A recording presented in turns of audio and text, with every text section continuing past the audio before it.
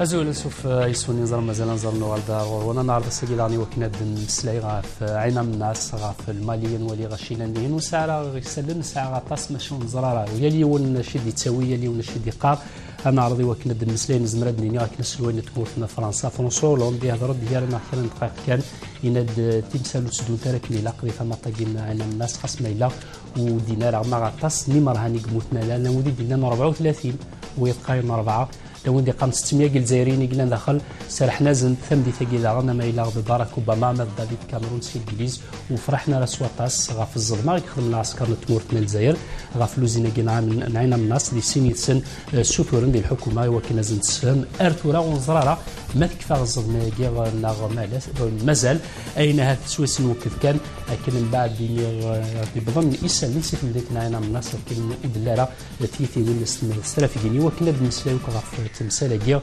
يلا لا غاش كروش ازول فلاش محمد باكي ازول فلاش ازول محمد ازول ولا كذا تولي ارسل ازول فلاش اتنفدو ميلا ثفغام سويني دينا فرانسوا هولاند il est très inquiet il y a quelques minutes il vient de déclarer qu'il est très inquiet ça veut dire indirectement il dit qu'effectivement l'assaut s'est mal passé qu'il y aurait peut-être beaucoup de victimes Lara.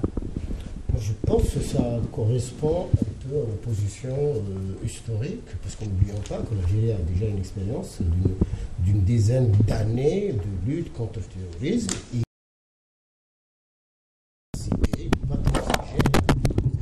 C'est malheureux, c'est regrettable qu'il y ait des victimes, surtout parmi les otages, mais je pense, est-ce qu'il y avait un autre choix? Mohamed. Je pense qu'il y a une image qui est faussée et qu'il y a des calculs derrière cette image qui est donnée. Parce que dans une position qui est faussée de la manière de procéder par les forces de sécurité algériennes, bon, il y a eu des expériences, il y a eu des cas, il y a eu parfois des cas héroïques, parfois des situations difficiles. On peut citer des précédents qui se sont passés au sud du pays, où il y a eu des touristes qui avaient été enlevés et qui ont réussi à partir justement vers le Mali. Il y a eu aussi une prise d'otage au centre d'Alger, je pense que les gens doivent s'en souvenir. C'est une prise d'otage qui était marquante parce qu'il y avait un officier supérieur qui s'est substitué aux otages, un colonel qui était chef du sous-secteur d'Alger Centre, qui s'est substitué, qui a pris la place des otages. Donc c'est vraiment pas l'image de monstres qui partent, qui détruisent tout sur leur passage, etc. Je pense que c'est profondément injuste par rapport aux forces de sécurité algériennes comme image. Je pense que vous n'avez pas le micro, ça ne marche pas. Vous disiez que c'est dans les traditions d'Alger. Oui, moi je pense que c'est pas dans la tradition, c'est dans les positions historiques de l'Algérie. L'Algérie ne transige pas avec le terrorisme. 200 000 morts, 1 million de victimes, et donc elle a réussi à reconstruire un dispositif sécuritaire au niveau du pays. N'oublions pas que l'année dernière, le chef, le wali de la wilaya d'Élysée a été pris en otage et que In Amenas, on reviendra, c'est le nœud du transit du groupe terroriste de Ghadamès jusqu'à Tombouctou et de la Libye jusqu'au Niger. C'est le nœud, et bien sûr, qu'il y a une faille, certes, mais quel choix? L'Algérie a-t-il un autre choix? Maintenant, on reviendra sur les conséquences de l'interprétation. Je voudrais qu'on dise un mot sur l'usine de Ain Amnas. C'est 18%, 10 à 18% de gaz algérien. Comment est-il possible qu'une usine pareille ne soit pas gardée, surtout que l'Algérie a ouvert... Oui, moi je voudrais bien revenir dessus parce que l'Algérie ne transige pas. C'est pas l'Algérie. D'abord, moi je n'aime pas parler de l'Algérie lorsqu'il s'agit de l'armée. Je veux bien parler du gouvernement, du régime qui est en place. Il n'y a pas de politique algérienne. Le régime algérien actuel, il a une politique, il a une ligne. C'est Zik Machid Seki. Il n'y a pas de prix pour sauver le régime. C'est une politique d'Amérique latine. Qu'il y ait 1 million, 2 millions, 3 millions qu'il faut sacrifier pour sauver le régime, c'est un détail pour eux. Donc aujourd'hui, la question qui se pose, et après on va revenir dans une seconde, la question qui se pose, c'est que l'usine qui est Menas, comme on le sait très bien, on a 2 poumons, l'Algérie. Il y a Hassim Saoud et Ain Mennas. Tu as le pétrole et le gaz. C'est les deux poumons. Mais là, elle a un talon d'Achille, qui est vraiment un talon d'Achille qui est terrible dans ce pays, c'est sa frontière. Sa frontière, elle est énorme. Tu vois, elle a, je sais pas, des kilomètres et des kilomètres. Donc je ne pense pas que on ne peut pas dire aujourd'hui l'Algérie ne transige pas avec. Il y a beaucoup, on verra, je pense qu'on aura l'occasion d'en reparler, quand on met des choses les unes à côté des autres, l'intervention de l'armée, pour moi, on est tous d'accord, oui, c'était naturel, c'est dans la culture, oui, on peut dire dans la culture du régime, il ne fallait pas de ça, c'est la force, il n'y a pas de dialogue avec le régime algérien, il n'y a que la force. C'est tout. Non, je pense que dans l'épisode qu'on est en train de vivre, il y a eu une intervention catastrophique. C'est l'intervention d'hier de Dahoud Qabliya. Ouais. Parce que ce que les médias français ont retenu, c'est sa phrase « On ne va pas négocier avec les terroristes ». Il y a façon et façon de dire les choses. Il aurait mieux fait de se taire. Sincèrement, il aurait mieux fait de se taire parce qu'il a fait énormément de mal par cette intervention et ça montre que vraiment le pouvoir algérien est dans une phase de déliquescence qui fait énormément de mal à la nation. Il aurait pu dire on fera tout ce qui est nécessaire pour préserver la vie des otages. C'est pas difficile. Est-ce que l'Algérie n'était pas obligée de donner l'exemple aussi, de dire aux autres groupes, c'est pas la peine que vous attaquiez si vous me permettez, juste, je présenterai en termes avec des chiffres, parce que par ailleurs, je suis un expert pétrolier sur ces questions-là. Ain Mennas, c'est le deuxième pôle pétrolier d'Algérie qui représente autour de 3 à 5% de la production algérienne. 50 000 barils le jour, ça représente, c'est énorme. Deuxièmement, c'est le deuxième pôle gazier d'Algérie après Hassermel, qui produit 9 milliards de mètres cubes de gaz par an. Donc c'est un pôle le plus maîtrisé et tout autour de Hassermel, ce qu'on appelle l'ergue orientale, vous trouvez du pétrole et vous trouvez du gaz, et du gaz lequel? Le condensat, c'est-à-dire que vous le mettez directement dans une voiture et il roule.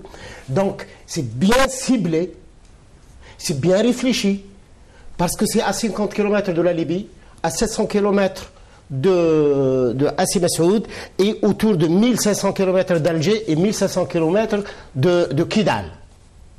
Je disais sur ce plateau-là et même sur d'autres plateaux que lorsqu'il y a eu l'intervention, le reste, l'armée algérienne, le gouvernement algérien, l'Algérie, moi je suis loin de tout ça, moi j'analyse les faits. Qui décide en Algérie, c'est bien le gouvernement algérien et ces gens-là. Ils ont une légitimité ou ne pas une légitimité. Je parle pas de légitimité, je ne pas parler de légitimité. Moi, je parle d'une politique d'un régime. Oui, c'est très différent. Attendez, voilà, c'est très différent. Il faut mieux qu'on éclaire les téléspectateurs sur pas mal d'aspects. Surtout par rapport aux terroristes. Par rapport aux terroristes, l'Algérie, ça a été toujours sa politique.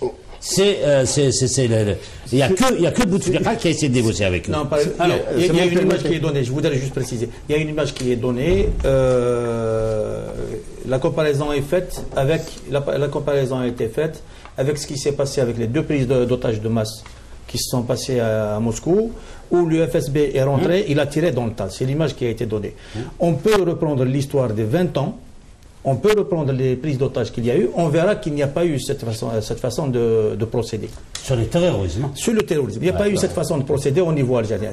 La tradition algérienne n'est pas de tirer dans le temps. Maintenant, il y a une situation qui est nouvelle, qui est une première quasiment, dans laquelle il peut y avoir des responsabilités qu'il faudra situer le moment venu. Le moment venu, il y a des responsabilités à situer. Mais ce qui s'est passé dans les médias, notamment dans les médias français, c'est qu'au lieu de parler de la responsabilité des terroristes islamistes qui ont pris en otage des citoyens qui sont de toute nationalité, on a mis l'accent, les Algériens, ils rentrent dans le tas, ils rentrent dans le tas, donc les otages vont mourir. Qui est responsable? Par avant, c'est les Algériens. Ça, c'est inacceptable. Ça, c'est un débat franco-français que vous commentez d'une manière merveilleuse. À mon sens, le plus important, c'est quoi le jeu d'acteurs dans cette affaire-là? Il y a une guerre. Et ses conséquences sont absolument claires. la France, l'Union africaine, les Nations unies ont décidé d'une intervention au Mali et particulièrement dans la Zouad, dans le nord du Mali. Et cette guerre, elle n'est pas conventionnelle ni classique.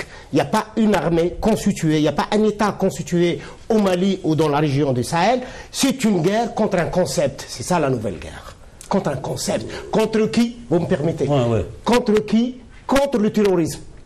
C'est quoi le terrorisme? C'est des groupes qui peuvent s'organiser, se disperser. Et quand il y a eu l'intervention militaire, les groupes se sont dispersés. Les groupes se sont dispersés. Ils attaqueront l'environnement. Ils ont attaqué Alger. Alger, il a les moyens. Et que se passe-t-il s'ils attaqueront demain matin Nouakchott? S'ils attaqueront Miami? Voilà les questions qui se poseront. Non, moi je suis un peu très réservé sur tout ça, parce que moi je suis très perplexe je suis l'actualité seconde par seconde, je lis tout ce qui se dit, partout. La première chose, quand même quand on regarde, ce qui est bizarre de la part d'Algérie, Ismaïl, hein, depuis que ça a démarré, en dehors de cet idiot de Moussaki de la ministre de l'Intérieur qui a parlé, silence radio. Silence total. C'est la France qui parlait à sa place. C'est Fabius qui donnait les nouvelles. Ouais. C'est Hollande qui donne. Ce qui n'est pas dans la culture. C'est pas dans la culture algérienne. C'est-à-dire que là, pendant 48 heures, la souveraineté de l'Algérie a été bafouée. À partir de là, je ne vais pas accuser X ou Y. Je suis en droit de me poser des questions. Ma première question que je me pose. Je me dis quelque part, même quand Hollande met du sel d'ailleurs, est-ce que Bouteflika a dit quoi que ce soit? Rien. Rien, il n'a rien dit. Pas un mot. La seule chose, quand on a interrogé là-dessus, je dis non. Et on va voir qu'est-ce que le peuple va dire. Première question que je vais poser. Moi, quelque part, je suis en train de me dire si quelque part, dans la tête du régime algérien, il n'y a pas une façon de sous-traiter la sécurité de la frontière algérienne à la France. C'est une question que je pose. Alors, très bien. Moi, j'aimerais juste rebondir sur quelque chose que vous venez de dire. Est-ce qu'on ne peut pas parler aujourd'hui de mutation du terrorisme, puisque maintenant, c'est pas c'est aujourd'hui, c'est une lutte pour un territoire. J'ai l'impression qu'on se bat contre des groupes terroristes qui veulent un territoire. La Somalie, maintenant, ça va se déplacer vers le Sahel. Ça a toujours été un territoire, à mon avis, à Mohamed. Mais il y a une mutation. Vous avez raison de le dire, il y a une mutation. C'est quoi la mutation qui s'est passée? Les islamistes ne se battent plus pour un État, c'est-à-dire que pour instaurer un État quelque part, ils se battent pour le khalifa. Il y a une convergence, que ce soit entre les groupes islamistes qui travaillent pour l'instauration de ce khalifa, que pour un certain nombre de pouvoirs qui sont issus du printemps arabe. Il y a une convergence qui se fait sur cette idée de khalifa.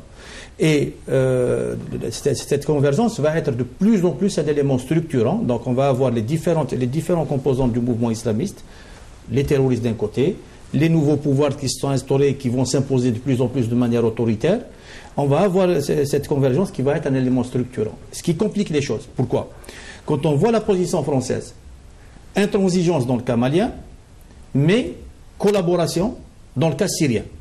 Donc, la France se retrouve tiraillée entre deux évaluations qu'elle fait avec les mêmes forces. C'est les mêmes forces, c'est les islamistes qui sont au Mali et qui veulent faire un Sahélistan, mais une grande partie des gens qui sont en train de combattre le régime de Assad sont des islamistes aussi. Ils sont financés par les mêmes puissances. La réaction du Qatar par rapport aux événements qui sont en train de se produire, le Qatar exige de tous les intervenants de rester dans le cadre de la solution politique. Quelle solution politique avec Ben Mokhtar, avec Egrali? Je souhaiterais commenter dans le même sens que Mohamed. Il y a deux phénomènes structurants aujourd'hui du contexte géopolitique mondial. D'un côté, une mondialisation du terrorisme qui cherche à aller vers l'instauration du califat et également comme instrument pour défaire les frontières et les États-nations.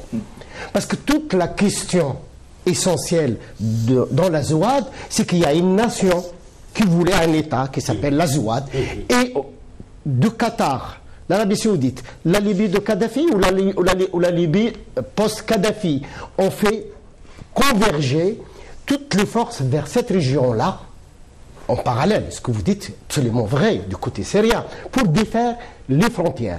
Également, le deuxième aspect important, c'est la nature elle-même de la guerre qui a changé. Avant, dans le cas de l'Irak, une armée, une coalition d'armées contre l'armée de Saddam.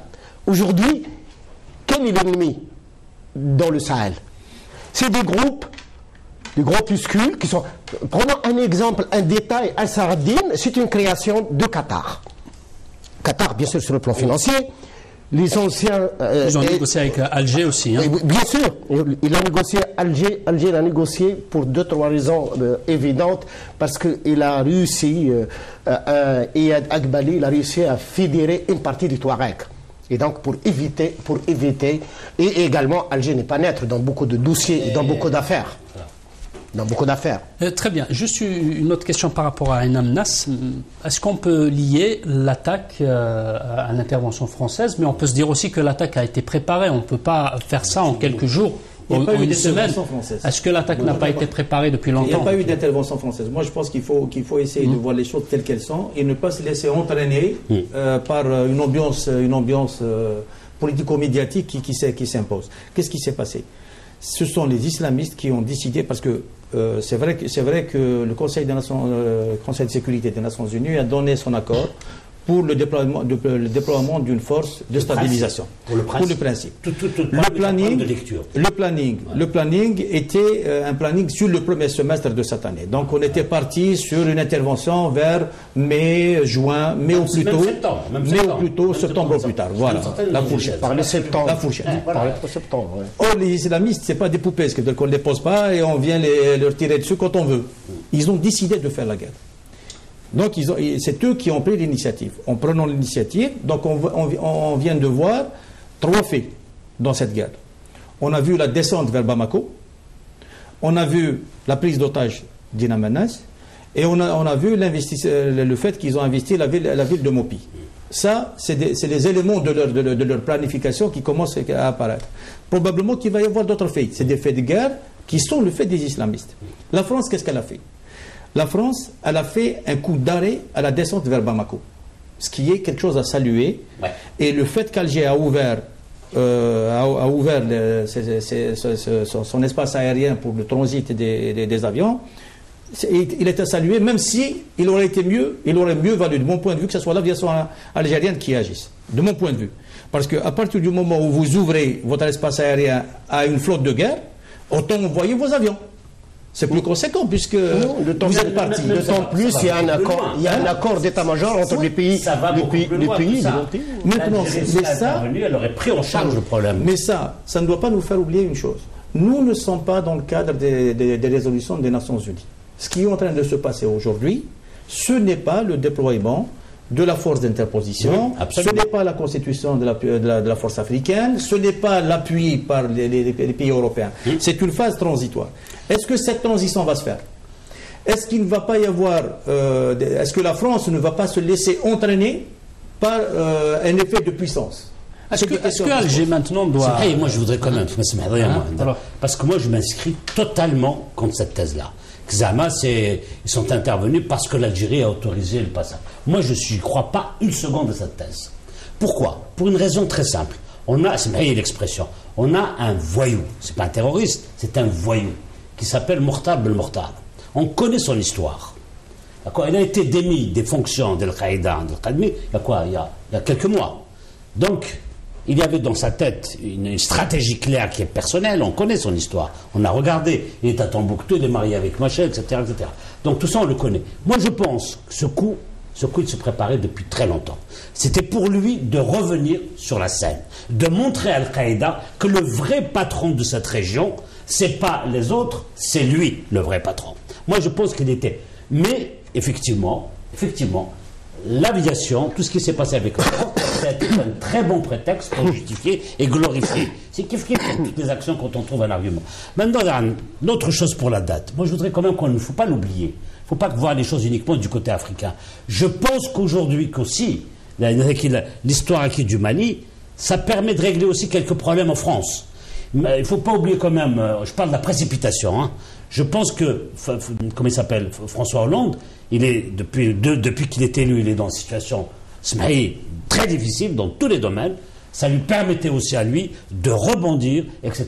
Parce qu'on a vu c'est pas que lui, François, tout le monde a utilisé la guerre. Quand on sent qu'on est très mal dans les sondages, etc., on utilise la guerre pour rebondir, etc. Donc il faut voir une analyse globale. Donc moi je pense que c'est une affaire personnelle. Ben Mortal, il connaît, il a eu le temps de la préparer, etc.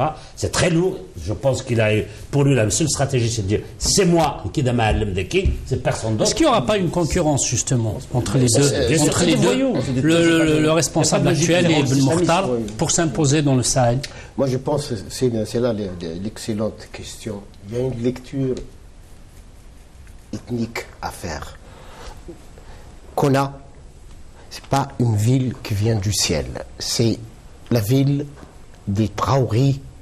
Donc c'est le bastion les Malinqués. Les Malinqués, c'est eux qui forment un peu l'élite l'élite malienne de Bamako. C'est elle qui donne les dirigeants donc des Africains noirs. Et elle est située sur un point qui marque une démarcation, comme on peut citer des exemples ailleurs en Algérie ou au Maroc ou en Libye. Au Libye, c'est la ville Sirte, célèbre, la ville qui donnait de l'élite autour de Kadhafi.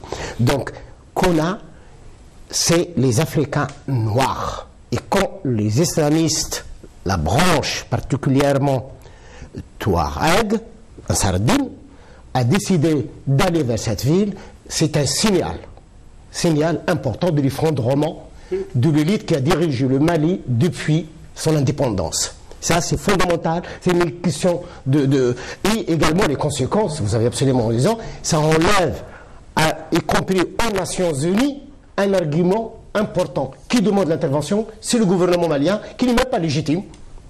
Et une fois la chute du gouvernement, et bien sûr, les autres branches des groupes djihadistes, et je reviens sur ce que vous évoquez, c'est plutôt Mort, Peul, Sangué, et bien sûr, ils sont en alliance parce qu'ils sont dominés au même titre que les Touaregs.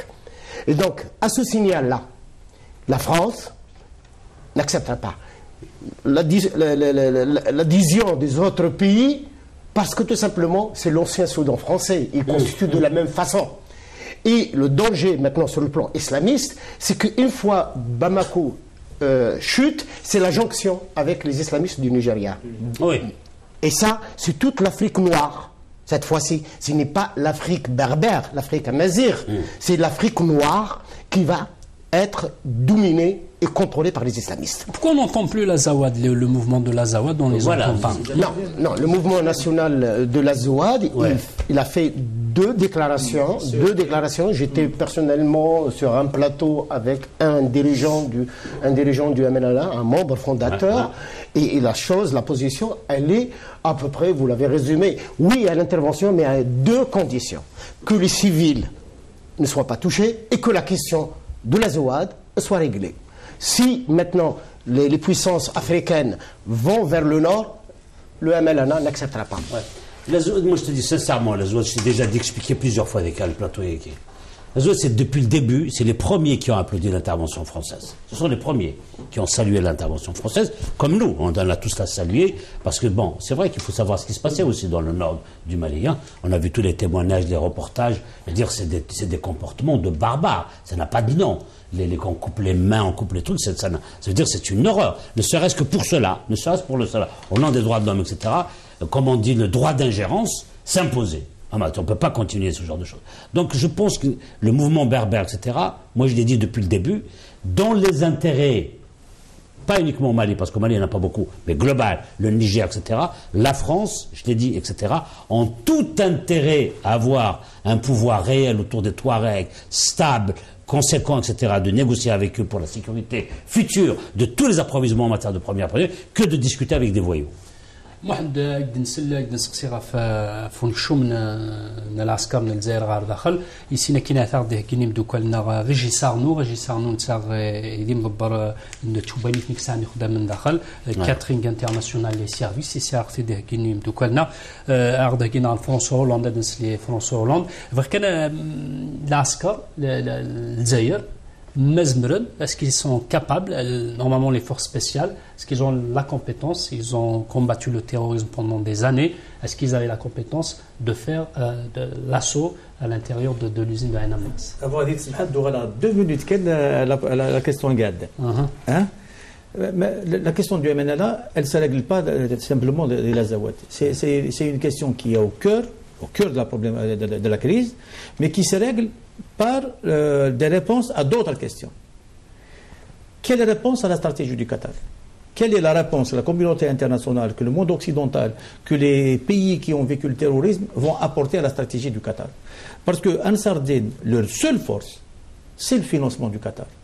Les islamistes dans l'opposition libyenne, leur seule force, ça a été l'argent et les troupes spéciales du Qatar. En Syrie, c'est la même chose. Donc, le problème du Qatar, est-ce que le Qatar, qui est un État financiero-terroriste, est-ce qu'il va continuer à être considéré comme un membre normal de la communauté internationale? D'un côté, on tue les gens qui l'arment et qui le poussent, et d'un autre côté, on reçoit son émir et on lui donne des projets de 5 milliards de dollars en Algérie, on lui donne des hôtels, on lui permet qu'on enlève des patriotes. Ça, c'est une question importante et qui se pose autant aux Algériens qu'aux Français. Parce que le Qatar veut investir en France massivement. Donc, Dorala, la question des dernières. C'est une très bonne question. Dorala, la question que tu m'as posée, il y a toute la compétence nécessaire en vérité. Il y a toute la compétence nécessaire en Algérie. Pourquoi? Depuis 20 ans, les forces de sécurité algériennes, l'encadrement de l'armée est formé dans les mêmes écoles, dans les mêmes instituts que le personnel qui existe en France, en Allemagne, en Italie. On n'est plus dans la période parce qu'aujourd'hui il y a eu 2 tropismes. Par exemple, dans la journée d'aujourd'hui, il y a eu 2 tropismes. Il y a eu le tropisme où il y avait le discours otaniste de la période de la guerre froide qui dominait. Quand on compare les forces de sécurité algériennes au FSB russe, il n'y a pas de coopération sur ce plan-là. Il y a du matériel qui est acheté en Russie, mais il n'y a pas de coopération sur le plan de la formation des troupes spéciales. Les troupes spéciales sont généralement formés en Italie, en Allemagne, en France, en Angleterre. Et le problème, c'est que l'Algérie ne participe pas aux sessions multilatérales. Alors on a l'impression que... De manière bilatérale, oui. De manière bilatérale. Le GIGN est un formateur des forces algériennes.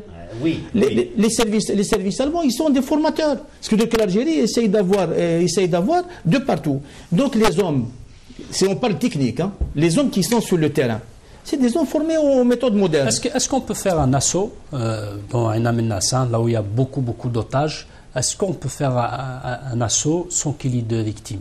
Quelle que soit la compétence qu'on ait, ça doit être impossible. Non, vraiment 2 secondes, juste pour compléter ça, pas plus d'une phrase. Est-ce que les Algériens sont préparés à ce genre de choses? Oui, mais ils sont préparés pour intervenir et tuer. D'accord? C'est des champions. Non, je ne partage pas. On n'a pas en Algérie un service. Je vous ai donné des exemples. Non. Le GIGN, il est parti, il forme. Non. Dès qu'il est français, on a éprouvé même le besoin. Justement, on a éprouvé un besoin à une période. Quand on a créé le GIGN, c'est pourquoi? C'est essentiellement, il est travaillé, il est formé, il est entraîné uniquement pour ce genre d'opération. Pour aller chercher. On n'a pas un service spécial. Non. Mais moi, ce que je voulais dire, c'est pas un avion, parce qu'un avion, on pourrait récupérer les pirates. C'est pas un petit bâtiment. Là, c'est presque une ville. C'est presque une ville, la base, donc c'est très difficile. Il faut connaître une installation pétrolière ou gazière. Voilà. Avoir travaillé. J'ai démarré ma carrière dans une usine de GNL. Et partir de cette idée, simplement, il est presque interdit de tirer une balle. Bien sûr. De tirer une balle. Jusqu'à aller parler d'un bombardement par hélico. Tout ça, c'est du fantasme et de lecture du gens qui ne comprennent rien. Parce que la vérité, elle est là. Il y a une méconnaissance. Et les gens, ils se fixent sur des schémas théoriques ou des schémas. Vous me permettez? Et vous venez de soulever un problème absolument important. C'est ce que moi j'appelle le dilemme des prisonniers. On le pratique, on arrête généralement le consommateur de la drogue et on n'arrêtera jamais le dealer. On met les prostituées et on ne mettra jamais les proxénètes. Le proxénète en présent. Dans le cas d'Ansardine, vous l'avez évoqué, Qatar. Et donc, qui a facilité avant Qatar l'installation des groupes terroristes au Mali? C'est bien l'armée malienne, qui comptait 60 000, qui bouffe 3% du produit intérieur brut du Mali. L'armée malienne, elle est tenue par des accords économiques et militaires avec toute la région, y compris plus la France. Et donc, si demain, il y a une intervention, il y a l'illégitime, mais elle ne peut être légitime que lorsqu'on arrête les responsables du financement et les responsables de l'introduction. Non, là je suis tout à fait d'accord, mais la question, c'est pas à l'Algérie qu'il faudra la poser. Je ne pose pas à l'Algérie. Il faudra la poser aujourd'hui, maintenant, tous les faits. Je ne pose pas à l'Algérie. Tous les faits pose d'une manière académique. Aujourd'hui, là, vraiment, le bras armé de tous les salafistes et tous les machins, etc., c'est le Qatar. Moi, je viens de finir une étude là-dessus. C'est effrayant en termes d'investissement. À l'échelle mondiale, hein, il y a une stratégie qui est claire, qui est nette. Il y a une stratégie qui est civilisée, entre guillemets, qui est propre, qui est soft, et une stratégie derrière, et qui va jusqu'aujourd'hui dans une manipulation à contester quelque part même le pouvoir, le leadership au niveau de l'islam, pas à l'Arabie Saoudite. Au niveau de la manipulation. Je crois qu'aujourd'hui, il est temps de poser la vraie question aujourd'hui. Si on veut réellement arrêter ces massacres, c'est de dire aujourd'hui, qu'est-ce qu'on fait du Qatar à l'échelle mondiale? Voilà. كلمة ثيم دوكا نقطوالين دوك نقلا ولت بالدماغ استمع يتسارونين توالي مدينة نهضر بالدماغ في عنا الناس على حساب خمسة في بيارة ذات مخالف أغميسنا الجيري تو سور l'Algérie قارد كن ذاين تكفى زماني يخدم العسكر 4 كان يقموثن 4 جابوني على حسب انه نغلا في تايوالت مينيز لا كومونيكاسيون واحد نساعدوا بالعيد يقارد يا يو لاسو خدمنا نظلنا émir les assaillants ils voulaient partir avec des otages. C'est parce qu'ils ont décidé de partir que l'armée algérienne a fait l'assaut. Certains ont parlé de 34 morts ce matin. Ouais. Aujourd'hui, on ramène à 4 morts. D'après la presse algérienne, on n'a pas encore le bilan définitif. Il faut rester prudent. J'aimerais revenir juste sur une question. Parmi donc les infos qu'on voit défiler aussi, c'est que David Cameron, la Maison-Blanche ne sont pas contents, ne sont pas satisfaits parce que l'Algérie a travaillé toute seule. Mais finalement, est-ce que l'Algérie est dans son droit de travailler sans informer directement les pays dont il y a des otages? Je vais compléter ce que vous avancez comme information. Ce matin à 10h, un média du Moyen-Orient ou du Golfe, de Qatar, disait la chose suivante.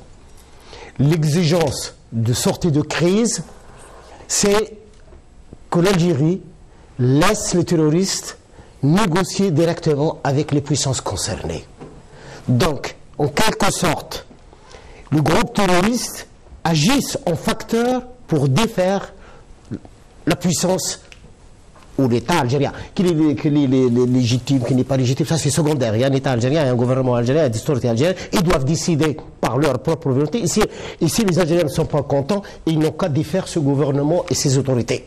Donc il y a quelque part un des objectifs de ce qui se passe actuellement, ce qu'on appelle entre guillemets le printemps plutôt islamiste qu'arabe, c'est de défaire toute autorité. L'Algérie a le droit, sur son territoire, de décider par elle-même.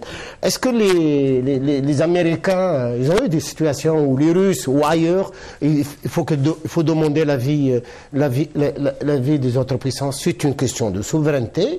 Ça a été réglé. Et tant mieux qu'il y a des morts, oui. On le regrette là profondément. Là, on est tout à fait d'accord, c'est une question de souveraineté nationale. L'Algérie n'a demandé l'avis de personne, ça c'est clair et net. Mais simplement, moi je reste quand même persuadé que l'attitude, si c'était une école ou je ne sais pas quoi ailleurs dans le Nord, l'Algérie, le régime actuel a toujours considéré, on le sait, et c'est pour ça que la grande surprise elle est là, on a toujours considéré le Sud comme étant la mamelle. Tu vois, c'est sa mamelle, donc tu touches à tout sauf à ça. C'est quelque chose de sacré. Donc quand tu touches à la rente gazière et la rente pétrolière, tu touches à l'essentiel de l'Algérie. Tu touches à l'essentiel du régime algérien. Donc là-dessus, c'est non négociable. Ça ne se discute pas. Donc c'est pour ça que je serai là. Juste pour te dire, la méthode pour eux, c'est quelque chose de normal, de logique. Et en termes de souveraineté, je pense, ils ont de conseils à demander à personne. On parle beaucoup des otages étrangers, c'est normal. Mais il y a eu comme 600 travailleurs algériens qui ont été aussi libérés. Ça reste aussi des otages comme les autres. C'est une question qu'on a déjà abordée, c'est une question qu'on a abordée hier. Moi, je pense qu'il faut être extrêmement prudent dans les commentaires qu'on fait, dans ce qui se passe. Il y a manifestement une volonté de planter le décor d'une guerre confessionnelle de la part des islamistes. Parce qu'ils ne se sont pas gênés pour tuer des Algériens. Et ils ont massacré, ils ont enfourné des enfants, ils ont tué des vieillards, il n'y a pas une chose, qu'ils n'ont pas fait. Et cette façon de vouloir faire croire qu'ils épargnent leurs co-religionnaires et qu'ils s'en prennent seulement à des chrétiens ou des animistes ou je ne sais pas, c'est l'un des axes de cette guerre. C'est une guerre, les islamistes vont vouloir la faire passer pour une guerre entre des croisés et les islamistes. Ça, il faut le casser.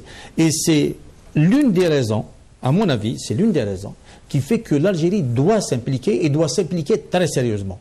Il faudrait que le CEMOC redevienne le cadre de traitement de la crise d'un point de vue opérationnel, même avec une coopération avec la force qui sera développée. Il ne faut pas que ce soit une guerre de religion. Sinon, si c'est une guerre de religion, les islamistes auront réussi leur coup. Je terminerai juste avec une chose. Ça, c'est une lecture partagée par l'Occident et les islamistes. Je voudrais juste terminer sur une chose. Moi, à mon avis, avec ce qu'on vient de vivre, quel que soit le bilan, quelle que soit la manière avec laquelle les choses ont été conduites, il faudrait que les gens qui ont assumé les responsabilités s'expriment. Il faudrait, et je le dis, il faudrait que l'ANP dise, puisque c'est elle qui, en principe, c'est pas elle qui assume c'est plus l'ANP qui assume. En principe, c'est l'intérieur. Ouais. Mais avec le discours qu'on a vu du ministère de l'Intérieur, je préfère dire que c'est à l'ANP de s'exprimer. Il faudrait que l'ANP parle de ces hommes et de ces femmes qui ont vécu cette épreuve et qui, je l'espère, l'ont gérée pour le mieux. Parce que je suis sûr qu'il y a des compétences et que les choses ont été faites pour le mieux. Non, les compétences, il n'y a pas de doute. Il n'y a aucun doute sur les compétences en Algérie et en Afrique du Nord. C'est la question, le véritable problème, c'est la question de vision. Ces pays-là, tous, y compris et en premier l'Algérie, parce que c'est un pays qui a plus de poids sur le plan humain, économique, énergétique, ce que vous voulez, n'ont pas de vision de puissance. C'est à l'Algérie, vous l'avez dit tout à l'heure, c'est à l'Algérie d'intervenir en Libye, parce que c'est sa région et c'est la puissance centrale. C'est à l'Algérie d'intervenir au Mali. C'est à l'Algérie d'intervenir dans la région. Vous me permettez. Parce qu'une vision de puissance, regardez l'Iran. Qu'on partage pas, ça c'est un autre problème. Regardez d'autres puissances. Regardez le Venezuela. Il y a l'émergence, regardez la Russie, il y a l'émergence d'un État puissance. Pivot, central. Et l'Algérie cède, et moi, au lieu de passer à discuter sur les problèmes algéro-algériens, pour moi c'est absolument secondaire, parce que c'est aux Algériens de régler ces problèmes par rapport au gouvernement. Mais en tant qu'observateur de l'extérieur, qu'est-ce qui manque à l'Algérie comme moyen et même comme expérience dans la lutte contre le terrorisme? Je me rappelle que CIA, FBI et compagnie venaient consulter les Algériens pour mener des luttes contre le terrorisme. Et cette question-là, parce que l'Algérie ne s'inscrit pas dans le monde berbère. L'Afrique du Nord, elle est berbère, et donc on a besoin d'une puissance centrale et des États comme la Zouad qui sont fédérés autour d'une puissance centrale. Et c'est ça le vrai problème. Moi, je ne suis pas d'accord sur le fait de dire on est là pour ne pas discuter des problèmes algéro-algériens. Ah si, j'ai dit. Non, c'est pas ça. Parce que c'est secondaire. Non, c'est pas secondaire, c'est l'essentiel. C'est vrai, parce que si on avait réglé ces problèmes, on serait aujourd'hui dans un état de droit, dans un état civilisé, dans un état, etc. Ce genre de problème ne se poserait pas.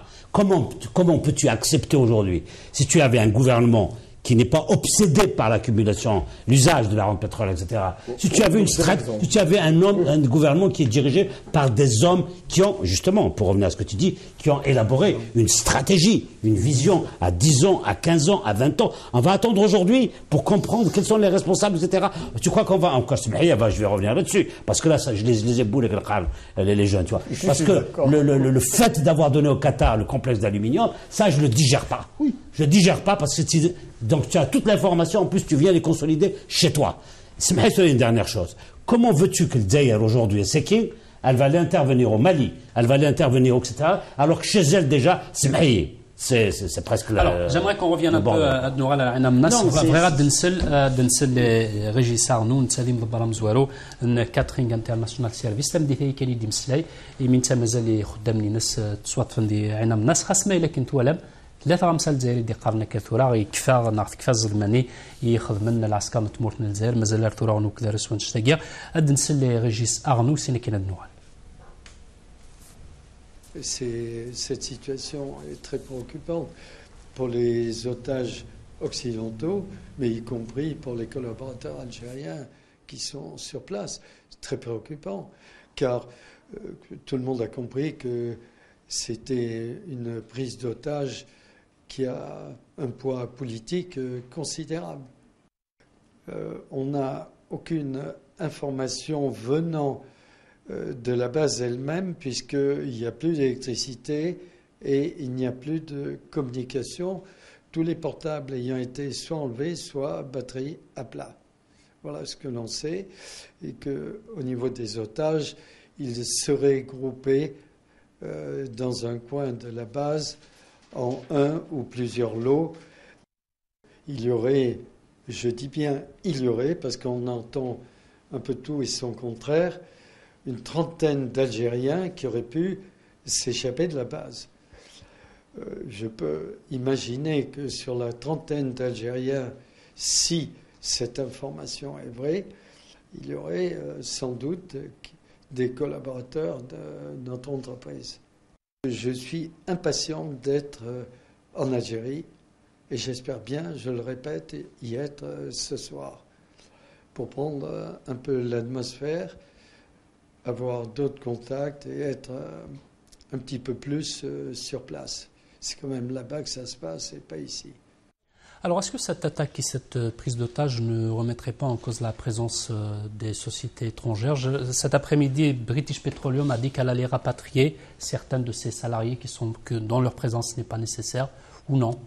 Oui, je pense que c'est parmi les effets de cette situation inimaginable. Inimaginable sur le plan sécuritaire, il y a 2-3 jours. Effectivement, si on l'avait évoqué sur un dossier concernant le Qatar, l'Algérie en 50 ans, elle exporte 60 milliards, Qatar en 5 ans, elle exporte 120 milliards de mètres cubes. Vider l'Algérie de compétences et des partenaires internationaux, BP, Shell, Total, et ça participe et ça contribue bien sûr à faire recours au Qatar et à exporter les richesses de Qatar au lieu des richesses d'Algérie. Oui, ça participe. Sur le gaz, je suis tout à fait d'accord. Absolument. Il y a une très grande compétition, puisqu'on a à peu près le même cycle de vie.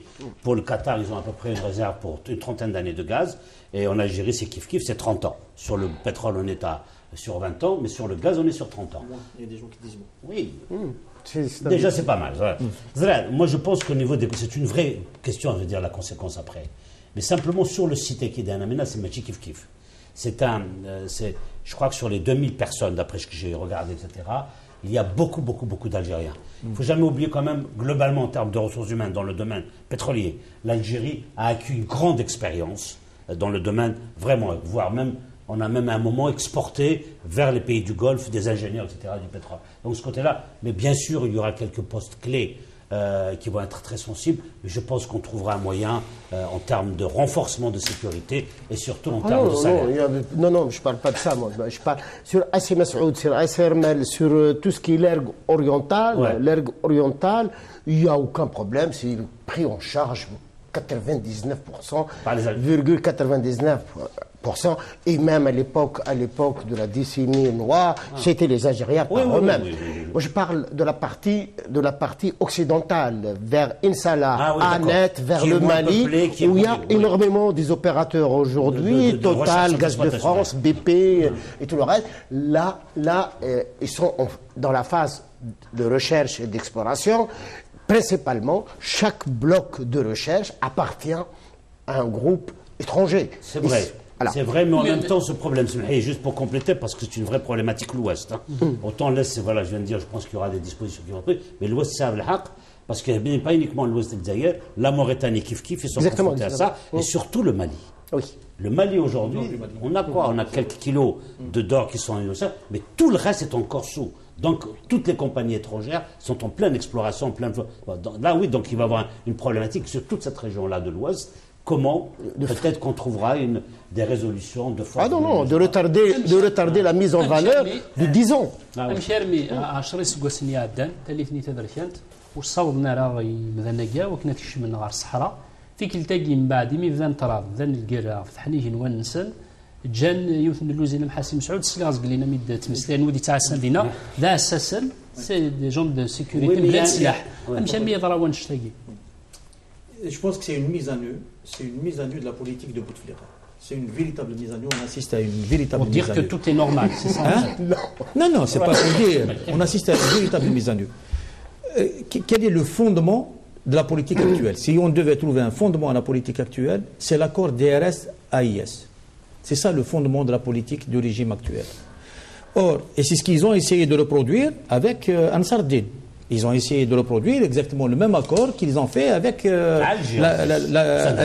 l'AIS. C'est le Saint-Egidio algérien. C'est le Saint-Egidio algérien. Le Saint-Egidio, au lieu de sur le sol algérien. C'est la seule différence. C'est la seule différence. Qu'est-ce que ça produit? Ça produit une baisse de vigilance au niveau de tous les corps de sécurité. Et ça produit aussi quelque chose d'autre, parce qu'il faudrait dire les vérités. Il y a eu une marginalisation des cadres qui ont mené la lutte antiterroriste. À tous les niveaux, les hommes et les femmes qui ont mené la lutte antiterroriste ont été mis au placard. Tous les hommes de Zarouat. Et quels sont les hommes qui mènent aujourd'hui? Quels sont les gens qui ont les destinées du pays entre les mains? Ça, c'est une grande question. Parce que pour que ce qui se passe,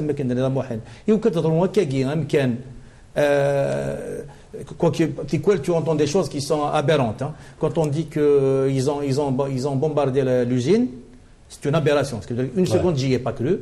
Parce que bombarder 10% des capacités de production quotidienne à 18%, mais qui dit M. Chekrouch, c'est que vraiment, ils ont pété les plombs. C'est même pas par rapport au truc, c'est même pas par rapport aux otages. Hein. Mais ça se voit par satellite. Hein? Sauter 20% de la production nationale pour une histoire de je ne sais pas quoi, c'est inimaginable. Mais les vrais problèmes sont ceux-là. La politique de concorde nationale, voilà son bilan aujourd'hui, c'est son bilan. Et la marginalisation. Est-ce que médiatiquement, les assaillants ont gagné? Parce que quelle que soit l'issue de l'opération de l'assaut, je pense que c'était des kamikazes, ils savaient qu'ils allaient mourir. Et qu'est-ce que médiatiquement ils ont gagné? Il se peut qu'ils n'aient pas gagné. Ça dépend. Je pense qu'il y a ce qui est grave à l'échelle internationale, c'est cette politique de poids et de mesure. L'université de Alep a explosé. Et aucune condamnation. L'université, c'est un lieu de savoir, de pardon, de générosité, de recherche. C'est un lieu de pardon, comme disait Paul aux gens. Mais dans ce cas-là, c'est toujours, et dans ce cas, qui a gagné, je pense, c'est pas il y a quelqu'un qui a gagné, mais qui a perdu. La question qui est bien posée, c'est l'image de l'Algérie. C'est un pays qui bombarde, c'est des barbares. On revient à Rome. Hein. On revient à Rome. Et si vous me permettez, moi je rajoute un détail, ce qu'il vient d'évoquer. Vous l'évoquez ça au niveau de l'Algérie. Mais prenons un cas particulier que nous connaissons, nous travaillons sur ces questions-là. C'est le secteur pétrolier algérien au sens général du terme.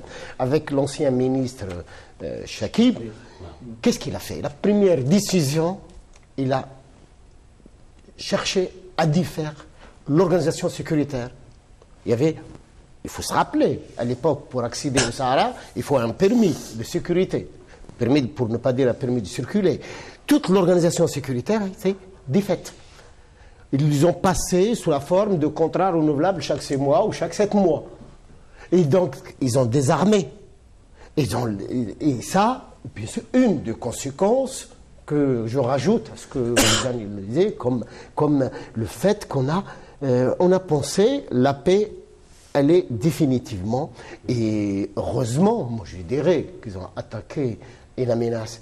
Ils étaient capables, dans ces conditions, de prendre en assaut une zone plus dans. Pourquoi pas Arzo? Moi, l'histoire que tu as posée. D'abord, qu'est-ce qu'on a à une menace? C'est ça, juste un camp militaire. Alors, moi, comme je disais hier, je reviens un tout petit peu en arrière. Moi, j'ai lu une déclaration, il n'y a pas très longtemps, de celle-là, du Premier ministre. Il n'est que nous avons pris toutes les dispositions aux frontières, c'est-à-dire Israël, ça veut dire que c'est chaud. On a pris toutes les dispositions pour que personne ne puisse, aucune menace. Donc ça veut dire, mais ils parlaient de la frontière avec le Mali. Première, c'est des questions, hein, j'ai pas.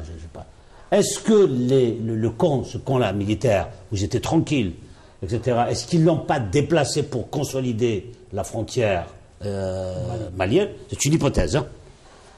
Deuxième chose encore, que je suis en droit de me poser la question, vu la rapidité, vu le machin, est-ce que finalement toute cette opération n'a pas été préparée à partir de la Libye et avec le soutien du gouvernement libyen? Parce que c'est quand même assez curieux. C'est des questions, je n'ai pas d'informations. Hein. Je ne me pose que des questions comme ça quand je regarde les choses de près. Il y a des comptes qu'un Premier ministre dit on attend, machin. Et puis voilà la question que je vous pose à toi, Mohamed. Comment, justement, Yazid, non, c'est plutôt Dahoul Qablia maintenant, il a dit Macheli Varani, ou Saint-Sif Mourt, c'est des gens de la région. Beaucoup disent qu'ils sont venus de Libye. Comment ils ont pu venir de Libye jusqu'à Insalah sans qu'on les aperçoive, sans qu'on les repère? Un détail sur le plan technique. Je pense que la déclaration du ministre de l'Intérieur disant qu'on a fermé, je pense que les groupes terroristes se présentent au poste de douane ou au poste de police de frontière avec leur passeport. Monsieur, bonjour, je rentre en Algérie pour aller faire une opération. Mais pas avec des milliers, attendez, c'est des milliers de kilomètres. Oui, on est d'accord. Et on l'a évoqué, moi je l'ai écrit, la tête du serpent, il se trouve au nord de Hassi Massoud à Radamès. Et c'est le nœud, il n'y a pas 6 mois, la Tunisie a fait appel à l'Algérie et ils ont bombardé, si on reprend le terme, un groupement d'islamistes, bien sûr, au sud de la Tunisie. Et au sud de la Tunisie, il y a un émir qui a été tué dans cet accrochage. Et donc, ils circulent, les couloirs circulent, et bien sûr une partie de la Libye, une partie de l'Algérie vers le nord du Niger et ça passe au nord du Mali. Reprenons les otages allemands, les otages, ce que vous voulez. Et cette configuration-là, elle pose un gros problème. Ce n'est pas l'armée, c'est d'autres dispositions. Et il fallait les attaquer à la source. Et pratiquer la politique de l'Autriche en disant oui, d'accord, il y a une guerre au Mali, moi je ferme les frontières, ça c'est pour se laver les mains. Non, celle-là, elle n'a pas dit on va fermer les frontières. Ils ont fermé. Non, ils ont fermé plus. On a pris, donc c'est ça qui m'intéresse. C'est-à-dire quand quelqu'un te dit, un Premier ministre dit nous avons pris toutes les dispositions, c'est comme des Français, on te dit voilà, on ouvre le plan. Quand on dit on lance le plan Vigipirate, c'est pas quand même un mot. Tu as tout de suite le lendemain, tu as de l'armée, tu as des parachutes, tu as partout, etc. On a dit qu'on a pris toutes les dispositions. Mais sur ce que tu dis, je suis tout à fait d'accord, puisque même le président actuel, tunisien, Mabrouki, il a appelé ça un nid de frelons. Dans cette région. Donc tout le monde est con. Les Libyens, les Libyens vont faire payer, ils n'ont pas fini de faire payer l'accueil de la famille de Kadhafi à l'Algérie. Et du soutien, etc.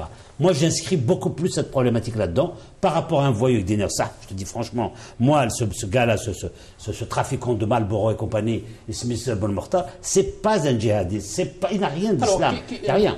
Qui sont-ils? Il n'y a rien de tout, c'est un voyou, c'est de la mafia. كيس ميسن سيكي انوث وينسن بن مختار انوث ودي قد شنيلس نيض زقينا بتات C'est 2 secondes. La déclaration de truc, c'est simplement, c'est stratégique pour moi. Hein. Il n'est que c'est tous des Algériens, ça vient de l'intérieur. C'est pour dire, non, nous, on a pris les dispositions, on a tout fermé. C'est impossible qu'on nous attaque de l'extérieur. Donc ça vient de l'intérieur. Je referme. Donc j'y crois pas une seconde à cette déclaration. Moi, à mon avis, dans ces questions-là, il y a une règle qu'il faut suivre. Il ne faut jamais déroger à cette règle-là. Il ne faut jamais être captif de leur propagande. Ouais. Jamais, au grand jamais, être captif de leur propagande. Ils se divisent, ils se recomposent. Ce qu'il faut voir, c'est qu'il y a une unité stratégique. Oui. Aujourd'hui, la question, la prise d'otage d'In Amenas a été relayée par les sites djihadistes. Elle a été relayée par l'agence ANI mauritanienne. Elle a été relayée par Al Jazeera. Elle a été. Donc, Jazeera, le début, à 10h. Ouais. Jazeera, c'est tout le temps, c'est leur chaîne. Donc, il faut bien voir qu'il y a cette unité stratégique. Les premiers à applaudir à la prise d'otage, c'est celui dont on pourrait dire qu'il est le concurrent. C'est Iyad Agrali, c'est Ansar Dine. C'est le premier à le féliciter. Et au début de leur communication, ils font croire que l'Awar est parmi eux. Ils font croire que c'est le grand chef qui mène l'attaque, pour qu'on découvre par la suite que c'est un petit caporal, que c'est l'un de ces petits caporaux qui le fait.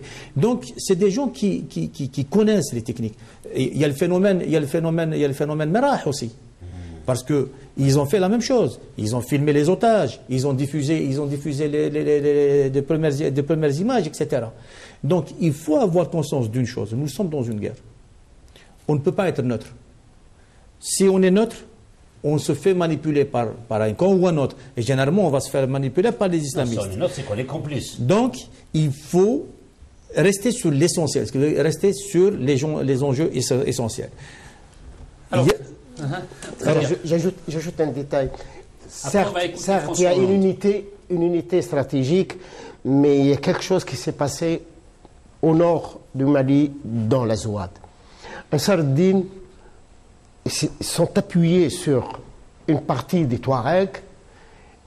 Mijao, quand ils se rendaient compte qu'Ansar Dine sont appuyés sur les Touaregs, ils ont constitué un groupe qui s'appuie sur les Peuls et une partie des morts. Donc plus arabophone, si vous voulez, en d'autres termes, et par l'arabe. Et bien sûr, Akmi, c'est l'équivalent du Muhajirin, donc ceux qui ont quitté. D'où la dénomination Ansar. Bien sûr, absolument. Et dans cette affaire-là, Ben Mokhtar est revenu à sa vocation d'arabiste. Donc c'est pour ça qu'il est parti vers le Mijao. Il est parti vers le Mijao, donc vers l'islamo-arabisme. Oui, voilà, l'unicité de... Voilà. L'islamo-arabisme que Ansar. Et c'est pour cette raison, si vous avez raison, il y a une unité stratégique, mais techniquement parlant, pour peut-être des raisons de sécurité, de rayonnement, et il faut chacun... Le plus important, c'est de rester sur l'unité stratégique. Absolument, ça c'est sûr. Très bien. On va écouter François Hollande, puisque pour avoir des informations sur ce qui se passe en Algérie, on écoute les autorités françaises. On le disait tout à l'heure, les autorités algériennes ne communiquent pas, à part le Houl Qabliya hier, et apparemment un communiqué du ministre de la Culture. Rapidement. La question que tu as posée, Lina, c'est qui est le gagnant? Il n'y a aucun gagnant pour le moment. Si les autorités algériennes restent dans leur stratégie actuelle, quel que soit ce que font les terroristes, ce seront eux les gagnants. Par contre, s'il y a un plan, s'il y a une communication qui est faite pour expliquer, pour montrer ce qui a été fait, pour gagner l'adhésion des citoyens, là, ça va s'inverser. Et ce ne sera pas l'équipe gouvernementale actuelle, ce ne sera pas le comité de campagne actuel qui va le faire. Alors, on va écouter François Hollande. François Hollande دينا ناس قلنا كن يقعد تاس غافين يقدرون كثر هذه مورثنا الجزائر مسلا يدق بالدعان ندكن الجزائر قرز ناس خبيرة في غافين ترون دي عنا الناس دقيقة غير دقيقة. La situation y est confuse et je suis en contact permanent avec les autorités algériennes pour que l'issue la meilleure puisse être trouvée. Mais vous comprendrez bien que dans ces moments, le mieux est de n'en dire que le moins. Et donc, je ne donnerai aucune précision sur le nombre de nos compatriotes qui pourraient être éventuellement détenus ou retenus. Ce qui compte, c'est de permettre aux Algériens de pouvoir les libérer. D'abord, la situation est très confuse sur ce site pétrolier. Elle évolue heure par heure. Dès lors, toute communication pourrait apparaître presque comme dépassée par les événements. Alors, François Hollande, quand on l'écoute, on a l'impression qu'il est le seul à défendre un peu les autorités algériennes, contrairement à David Cameron qui demande des explications, la Maison-Blanche, le Japon qui demande aux autorités algériennes de cesser l'opération. Hollande, jusqu'à maintenant, il soutient les autorités algériennes, il leur fait confiance. Est-ce que, là on est à 75% de Français qui le soutiennent sur l'intervention, est-ce que la tendance ne pourrait pas s'inverser si jamais il y a beaucoup de Français qui sont tués? Non, je ne pense pas, parce que moi, d'après mes analyses, je suis beaucoup plus analyste que partisan. Je n'ai pas de position à prendre, parce que je ne suis pas un acteur. Si j'étais acteur, je prendrais des positions, donc j'observe. Je pense que malheureusement, cette affaire de Mali est un piège mortel pour la France et l'Algérie. On peut se poser la question, qui est derrière? On n'oublie pas, la FRECOM, avec 3000 spécialistes qui pensent qu'ils réfléchissent, toute la stratégie américaine derrière tout ça, et dommage que les deux pays sont solidaires aujourd'hui, au moins par les chefs d'État, ou l'expression de François Hollande vis-à-vis de ce qui se passe actuellement en Algérie, mais ils sont dans un bateau qui risque de couler. Moi, sincèrement, je pense que l'Algérie, le grand gagnant de cette affaire, ça va être l'Algérie. Ce coup-là de l'armée, c'est pour rattraper tout le ratage de communication de début. Mais surtout, le message est envoyé maintenant à tout le monde. Ça fait depuis longtemps qu'on vous dit on a besoin de vous. On a besoin de vous pour lutter contre le terrorisme. Absolument. Nous sommes le grand rempart. Nous sommes les seuls qui peuvent faire arrêter. Nous sommes pour la France, pour tout, même pour tous les Européens. Avant que ces fous-là du Mali arrivent chez vous, nous sommes là. Donc, envoyez-nous les moyens, etc. Je pense que ça va être le grand. Surtout si là, ce que tu viens de dire, il n'y a que 4. Mais franchement, on ne sait pas encore. Hein. Non, en Irak, supposons. On travaille sur des hypothèses. Si c'est 34, ça va être tragique. Il y aura des traces. On peut espérer moins. Bien sûr. C'est terrible, mais c'est comme ça, c'est la politique. On n'est pas en train, on n'est pas de faire de l'angélisme. Mais si c'est 3, non, c'est 4, non, mais c'est 5, je peux te dire, l'Algérie va sortir, mais grandie de cette affaire-là. Et on va leur donner les moyens, etc. Et les États-Unis ont pris toute de suite position, et on va renforcer. On va renforcer. Ils ont un petit bureau d'FBI sur Alger. Ils vont le renforcer. Ils vont envoyer des moyens, etc. Ça, c'est sûr. Concernant l'unité stratégique. Je sais que vous êtes dans l'analyse de croire. Moi, je ne l'ai jamais cru depuis très longtemps. Vous avez l'impression qu'on a une véritable, chez les groupes acquis, une véritable stratégie politique, sociologie. Je ne crois pas. Ah non, c'est des convictions. Non, c'est vrai. Nous avons posé la question tout à l'heure, pourquoi les Algériens, on les a libérés? Bien sûr. Pourquoi? Parce qu'au début, vous connaissez tous, qu'est-ce qui a payé le plus, 200 000 et plus? C'était le peuple. Et ça, c'était l'échec du fils, c'était l'échec de tous les mouvements, parce qu'ils sont attaqués à des pauvres gens. C'était inadmissible. Le Chab, il les a fuis. Et qu'est-ce qu'ils ont fait comme stratégie? Maintenant, ils attaquent que les trucs publics, militaires, etc. Donc là-dessus, bien évidemment, la meilleure chose, c'est la première chose de dire au peuple algérien, à tous les musulmans. Nous, non, les musulmans, c'est pas nos ennemis. Ça, vous l'avez dit, je suis tout à fait d'accord avec vous. Donc je pense que c'est des groupes, tu vois, c'est comme une nébuleuse de mafia qui instrumentalise, qui utilise l'islamisme comme partout, malheureusement, partout dans ces régions où il y a de la pauvreté, c'est un terreau, mais vraiment c'est un terreau où se développent tous les extrêmes possibles. Moi, je ne pense pas qu'il y ait une philosophie. En revanche, je suis d'accord avec vous, le seul endroit, le seul moment où on peut parler d'une stratégie réfléchie, etc., c'est celle que mène le Qatar. Alors, là, oui. Aïram, pourquoi l'Algérie refuse de participer et en même temps elle ouvre son espace aérien à la France? C'est toute une contradiction. Qu'est-ce qui pourrait me répondre? D'un côté, elle refuse de participer, et d'un autre côté, elle ouvre l'espace aérien aux avions français. Tu veux une réponse? On ne peut pas, c'est-à-dire qu'on ne peut pas comprendre ce qui se passe, les positions de l'Algérie, si on ne voit pas justement les questions algéro-algériennes. Pourquoi? Moi, je me suis fait une conviction depuis la Libye. On ne peut comprendre les positions du gouvernement et de la bureaucratie algérienne que si on l'analyse en tant que tel, c'est-à-dire en tant que pouvoir, pas en tant qu'État. Un État est lié à un territoire. Il est lié à un territoire, donc il est lié à des contraintes géostratégiques. Et ces contraintes géostratégiques lui imposent un certain nombre de choses. On était à côté de la Libye, l'État s'effondrait, il y avait des dépôts d'armes qui étaient ouverts aux 80. La première question qui se pose, les Européens, ils veulent intervenir zéro mort. Moi, je ne peux pas me permettre d'intervenir zéro mort. Moi, parce que c'est à côté de moi, parce que les SAM-7 ils vont être utilisés contre mon aviation, parce que les dépôts de munitions vont se retrouver dans les réseaux terroristes chez moi, et bien je suis obligé de projeter mes forces pour contrôler, ne serait-ce que pour contrôler les dépôts d'armement. Ça aurait été la position de l'État algérien.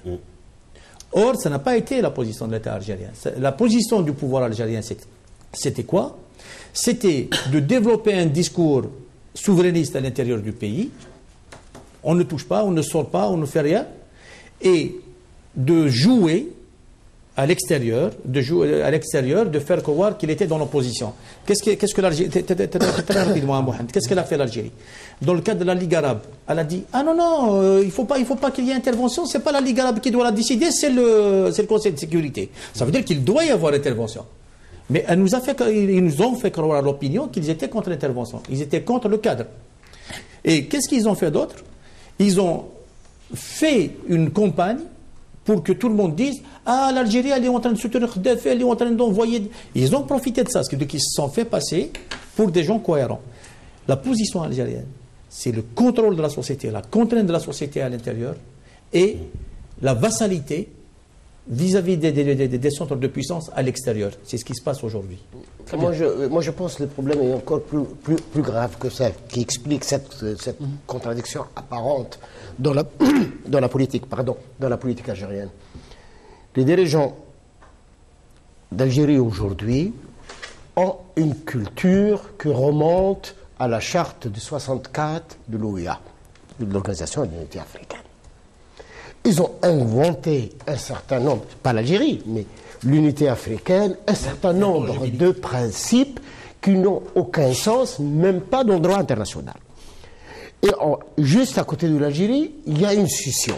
Le nord du Mali se déclare État indépendant. Et bien sûr, les Algériens, ils sont pour l'intégrité territoriale, contre les interventions, tout ça c'est du droit international et ils oublient que le monde a changé. Le monde d'aujourd'hui est construit autour de puissance. Qatar, ce n'est absolument rien du tout. Qatar, sa puissance, c'est dans sa capacité de fédérer les acteurs. Ce qu'ils ont fait pour la Syrie, ce qu'ils ont fait pour l'Égypte, et ce qu'ils tentent à faire au Mali. L'Algérie, elle est restée figée. Vous me permettez, l'Algérie est restée figée. Donc, dans la tête, il y a, vous m'excusez l'expression, un marteau qui s'appelle la charte de l'unité africaine. Et à côté, on demande à des experts, attendez, l'affaire de l'Azouad, c'est le cas du Kurdistan. Moi, sur un autre plateau concurrent, mais la question m'a été posée. Et je dis, mais les Touaregs sont des Amazirs, et les Amazirs sont dans leur espace. Comme les Arabes, ils sont dans leur espace. Il y a des Arabes de Syrie, il y a des Arabes d'Irak, il y a les Arabes d'Égypte, et bien sûr, et les Amazirs du Mali. Ils veulent un État. Maintenant, confrontant la demande des Touaregs au droit international. Et c'est là l'Algérie qui a raté. L'Algérie, elle aurait dû demander l'autodétermination, un référendum, à défaut de s'interposer. Pourquoi François Hollande est l'avocat de l'Algérie? Je pense que cette histoire de l'espace aérien a été réglée dans le voyage de François Hollande à Alger. C'était quand il t'a dit à la sortie à Hollande, il t'a dit on s'est mis d'accord sur tout. C'était dans le packaging, d'accord? Donc ça c'est une chose. La deuxième chose, n'oublions jamais quelque chose qui est très important aujourd'hui, c'est le Maroc. Le Maroc a donné l'autorisation, a ouvert son ciel aux avions en machin français sans aucune conditionnalité. Il vient de mobiliser toute son armée. au service de la France. On dit nous sommes prêts à descendre. Sur la Mauritanie, on essaie de prendre ça. Donc ça veut dire qu'il faut pas oublier ce conflit-là. Hein. Donc c'est très très important. Donc il y a bien une demande, il y a bien un deal politique entre François Hollande et machin pour cet espace aérien. Ça c'est que pour moi c'est Alors, une question. Mais pourquoi l'Algérie ne pense pas comme le Maroc? Oui. Nous envoyons notre armée, comme ils disent les Marocains. Oui, mais je crois que j'avais répondu tout à l'heure. Oui, je sais. Oui, tu sais, moi, sur ce plateau, quand j'essaie de réfléchir sur des sujets intelligents, j'essaie d'être intelligent. Mais quand le monde est cynique, comme l'Algérie, je deviens cynique. Alors, très bien. Vous m'avez fait... il faut qu'on passe justement à François Hollande. Daniel Cohn-Bendit disait il y a 2 jours devant le Parlement européen que l'Europe a dit à la France, allez-y faire la guerre, on vous envoie l'infirmière, parce que la France se retrouve toute seule. Les Français, comme je vous disais jusqu'à maintenant, ils sont favorables à l'intervention de la France. Je vous laisse écouter quelques-uns des Français, des habitants de Paris. On les a rencontrés cet après-midi, juste 1 heure ou 2 avant le journal, l'édition spéciale. On va voir ce que pensent les Français du Mali et de Ain Amnas. Est-ce que vous pensez que l'intervention de la France au Mali est une bonne chose? Sincèrement, non. Je pense que c'est un peu trop tôt. Les infos ne disent pas tout, mais... Voilà, il me cache beaucoup de choses. J'ai peur quand je prends le métro. Et ma fille, il travaille à la Banque de France. Là, il m'a dit hier, maman, j'espère bien qu'il ne va pas venir en avion. Et il nous a crasés tous. Ils sont inquiets, quoi. Ouais. Espérons aussi que nos troupes françaises dans l'armée n'auront pas de problème non plus, hein, parce qu'on envoie quand même des jeunes, c'est pas pour aller les faire tuer. Il fallait y aller, mais ce serait bien que les Africains soient plus présents maintenant. Ce serait bien que la France soit pas encore dans ces affaires africaines. Voilà. Donc c'est bien et c'est pas bien. Il fallait le faire, mais faut pas que ce soit que la France qui intervienne. Mais non, c'est bien que la France soit intervenue d'une manière ou d'une autre. Je ne pense pas que ce soit d'Europe qu'on doit gérer ces problèmes-là. La France est un grand pays, donc on est bien protégé. لكن ولد شخصيا يرى من سقسينو غنقالو مازال 3 دقائق كل يونس في دقيقه يونس قساون في كاوكليسي لا ميم كيستيون اش زعما دي ثورتولا اسكو سي بوسيبل qu'il y aurait d'autres attaques peut-être pas en Algérie mais dans le Sahel que les groupes terroristes les groupes armés pourraient faire des cas semblables à ce qui s'est passé à Ain Amnas. Et est-ce que l'Algérie va être amenée à participer d'une manière ou d'une autre dans la guerre au Mali? Très rapidement. Ce qui est en train de se passer, ce n'est pas le cadre multilatéral, ce n'est pas ce qui a été décidé par le Conseil de sécurité. Ça, c'est une constatation qui doit être faite. 2, il faut absolument revenir, c'est-à-dire qu'il faut s'adapter, revenir très rapidement à ce cadre multilatéral. Donc mettre en œuvre les résolutions du Conseil de sécurité. La position algérienne doit évoluer. Il faut que l'Algérie agisse comme puissance régionale, comme a dit Chirouche. Il faudrait qu'elle agisse comme puissance régionale et qu'elle assure sa propre sécurité. La meilleure façon d'assurer, c'est de s'impliquer sur le théâtre des opérations. Et surtout, il faut que la France se garde de l'euphorie de la puissance et qu'elle demeure sur le col du Cygne, qui est la frontière entre le sud et le nord, le fleuve de Niger, et qu'elle travaille à l'intégration du MNLA comme une force structurante du combat au nord. Moi, la chose que je voudrais dire, ça complète un peu mon intervention tout à l'heure. La France ne pourra pas gagner sans le soutien de l'Algérie. Ça, il faut que ça rentre dans la tête de tout le monde. Donc l'Algérie, aujourd'hui, est en position de force, économiquement, financièrement et militairement, par rapport à la France. Et maintenant, je conclue, parce que est-ce qu'elle va rentrer ou pas dans le conflit? Je pense que cette histoire du Mali va permettre, je le pense, les masques doivent tomber. Ou ce régime algérien est vraiment décidé à en finir avec le terrorisme, il va s'engager jusqu'au bout, parce qu'il a l'expérience, il a les moyens, etc. pour. S'il refuse, c'est qu'il est complice.